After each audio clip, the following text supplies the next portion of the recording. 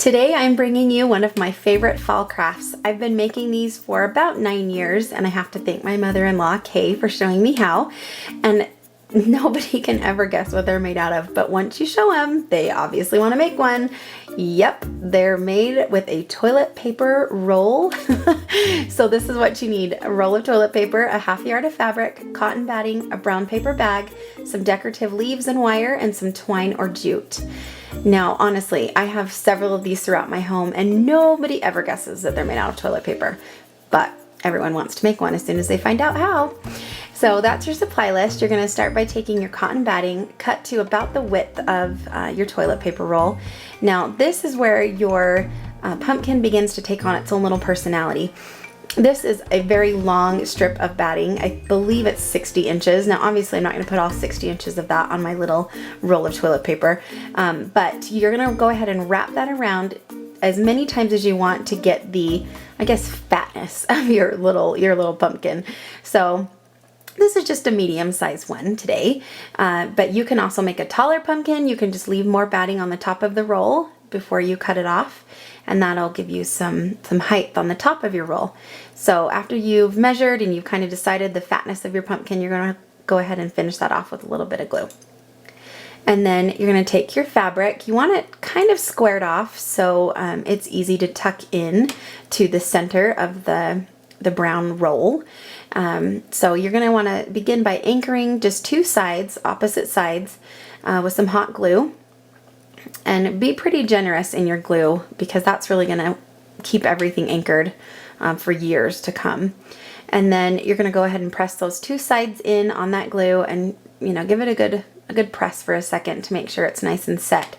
I have, honestly, toilet paper roll pumpkins from 9 years ago that are still holding strong and doing great. They still look so cute every year that I put them out. So make sure you're generous with the glue. And then you're going to go ahead and just start tucking everything in. There's really no rhyme or reason. It's just kind of the way it falls, the way it gets smushed into that toilet paper opening. And this part, again, you need to just make sure you're anchoring your glue, or anchoring your fabric with a lot of glue.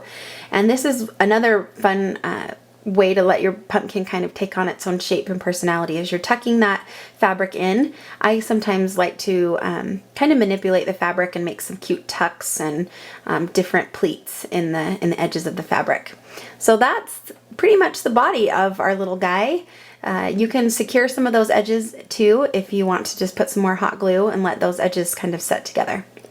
So for the stem of the pumpkin, this is a brown paper sack just from my local grocery store that I've cut into a pretty big rectangle, and then you want to fold that in half.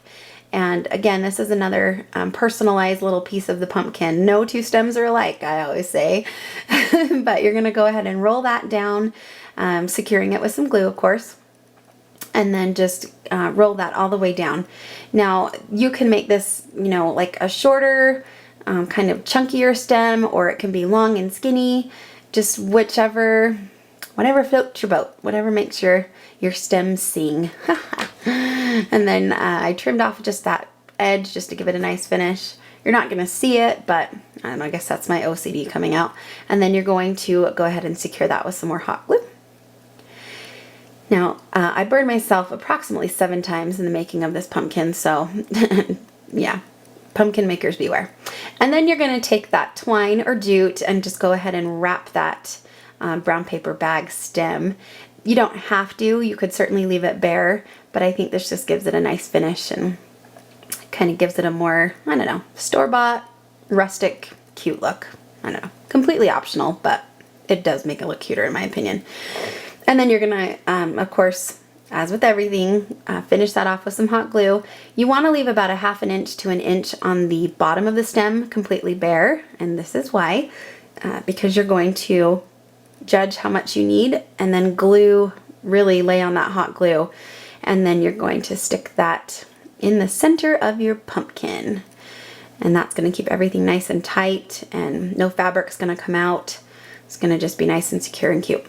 And then these are just, silk flower leaves that I got from the dollar store. I like a little bit of contrast just because it gives it a little bit little bit more personality and flair. This is just super easy.